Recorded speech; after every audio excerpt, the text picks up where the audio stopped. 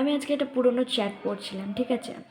তাহলে রিয়ালাইজ, ঠিক আছে, মানে কিছু মানুষ থাকে সবার লাইফে, মানে একটা টাইমে খুব স্পেশাল থাকে, মানে তার সাথে নিজের সবটা শেয়ার করা, সমস্ত কথা, ঠিক আছে, A to Z শেয়ার করা। সেই মানুষটা হুট করে কথা বন্ধ হয়ে যায় তার সাথে, ঠিক আছে, আর কথা হয়ে ওঠে না।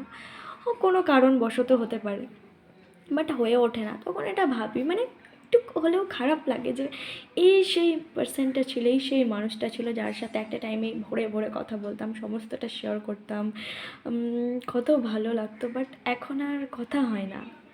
হ্যাঁ ভাই, খারাপ তো লাগে, বাট সময়ের সাথে সাথে কিছু মানুষ চেঞ্জ হয়ে যায়, আর হয়ে ওঠে না আগের মতো কথা, জাস্ট শুধু মেমোরিজগুলো থেকে যায়, আর কিছু থাকে না। এবার ওটা নিয়ে যদি তুমি হ্যাপি থাকতে পারো দেন ওকে, আর যদি না পারো তাও একটু কষ্ট হবে, আফসোস হবে,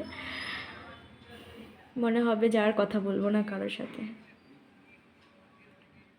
যাই হোক, কিছু মানুষ থাকে ভাই খুব স্পেশাল, চলে যাওয়ার পরেও স্পেশালি থাকে, মানে ওই জায়গাটা আর মনে হয় না অন্য কাউকে দেওয়া সম্ভব হবে। আর সেইরকমভাবে আর কারোর সাথে মানে ওইভাবে কথা শেয়ার করা যাবে। যাই হোক, যে চলে যায় সে তো চলে যায়, বাট তার অ্যাবসেন্সটা থেকে যায়, ঠিক আছে, সবার লাইফে।